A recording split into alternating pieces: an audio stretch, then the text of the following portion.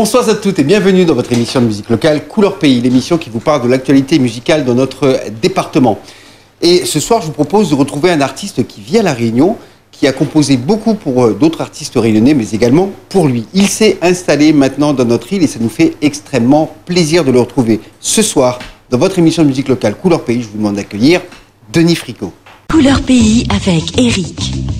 Denis Fricot, c'est un artiste très prolixe, comme on dit, qui compose beaucoup, qui fait beaucoup de chansons pour lui et les autres. Bonsoir, Denis Fricot. Bonsoir, Eric.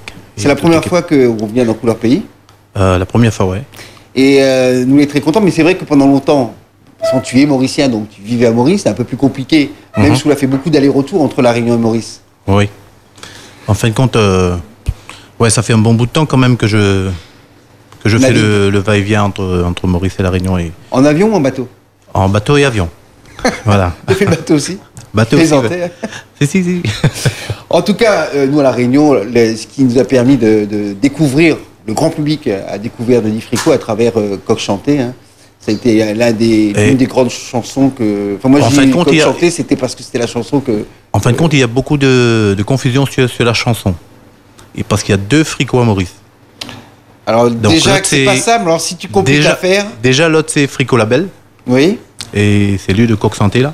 D'accord. Donc, moi, c'est plus connu sur Ebayo. Ebayo. Voilà. D'accord.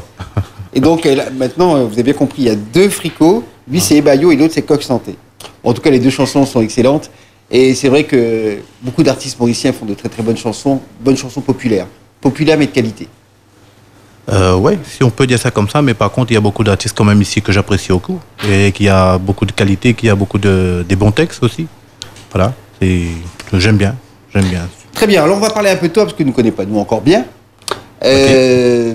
Comment déjà vous la rendre de la musique? C'était, on avait des parents qui étaient musiciens ou c'était un peu par hasard? En fin de compte, moi je suis un peu le rescapé de la famille. Donc, le rescapé? Le rescapé si tu veux, parce qu'il n'y a personne dans la famille qui était musicien. Donc c'est moi qui a commencé à l'âge de 16 ans. J'ai commencé la guitare. Et puis j'ai partagé un petit peu le virus avec la famille, si tu veux. Donc là, il y a mes neveux, il y a plein de gens de la famille qui font de la musique maintenant. C'est toi qui as contaminé? Voilà, j'ai contaminé. Mais à la base, il n'y avait pas de il n'y avait pas de musicien, non. Il n'y avait pas de musicien, ni chanteur, rien. Rien. Voilà. Mais le peuple mauricien, comme le peuple réunionnais, est un peuple qui aime chanter, qui aime la fête, qui aime danser. Ah oui. Pour moi, franchement, hein, c'est pas que je critique mon pays ou quoi que ce soit, mais le meilleur public que j'ai eu, c'est à La Réunion. En termes de public, de réceptivité. Le public, c'est plus chaud, c'est agréable de chanter dans un public réunionnais parce que tu vois que le public est vivant, tu vois. Donc c'est pas un public froid qui sont même radins pour taper dans les mains, tu vois. Donc, mais ici, ça chauffe. Voilà, ça chauffe beaucoup. Alors ça, c'est peut-être aussi une problématique que la dominante culturelle, bon, elle est quand même beaucoup anglophone, avec toutes les musiques qui viennent de l'extérieur. Donc les gens sont peut-être, pour être tendance, il faut être un petit peu plus à la mode, donc regarder plus ce qui se passe dehors que ce qui se passe dans l'île, peut-être. Et peut-être qu'il y a une forme de dévalorisation aussi du Sega populaire mauricien. Par rapport au public. Il y a peut-être un regard qui est plus porté sur l'extérieur, sur ce qui se passe dehors, sur ce que les gens écoutent à l'extérieur. Donc du coup, localement, enfin à Maurice, bon, ils aiment bien le Sega, mais ils comparent toujours ça avec la dancehall ou la dance floor anglophone et ça peut-être un petit peu dévalorisé. Si tu veux, mais par contre, pour moi, c'est une richesse quand même. Ah, je pense aussi. Voilà, c'est une autre porte. Donc, pour moi, c'est très intéressant de mélanger, de créer tout ce genre de trucs. Et ça nous aide aussi à enrichir nous-mêmes, niveau musicalement, même textuellement, si tu veux. Pour moi, j'aime cette partage, j'apprécie beaucoup parce que j'aime surtout parce que c'est que j'ai affectionné depuis longtemps, c'est le côté métissage, si tu veux, parce que j'ai pas commencé avec le Sega. T'as commencé avec quoi? Donc j'ai commencé avec de la fusion, avec des très bons musiciens qui sont même pas à Maurice maintenant. Donc j'ai commencé avec de la fusion, et puis j'ai fait du Sega. C'était quand tu dis fusion, c'est plutôt jazz, du jazz, blues, Sega jazz, des trucs comme ça. Eric Triton. Voilà, ce sont des gens que tu fréquentes. On salue également parce que je sais qu'on nous regarde aussi à Maurice. Il y a d'autres musiciens qui sont très bons en jazz, hein, comme Linley. Linley Mark, Nessan Terovengadum, Patrick Devaux, Eric Devaux, enfin des bons musiciens.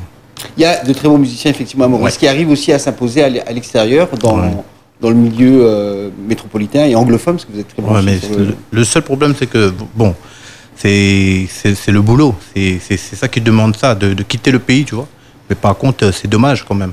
Quand on a des bons musiciens qui quittent Maurice pour évoluer ailleurs, ben, du coup, tu sens que ça, c'est un manque de trucs, tu vois. C'est un manque des couleurs, si tu veux. Parce qu'il y a des bons musiciens, mais pas au niveau des musiciens qui étaient là avant, tu vois. Ben, c'est normal. On retrouve en Jamaïque tous les musiciens, les bons musiciens jamaïcains vivent en Floride.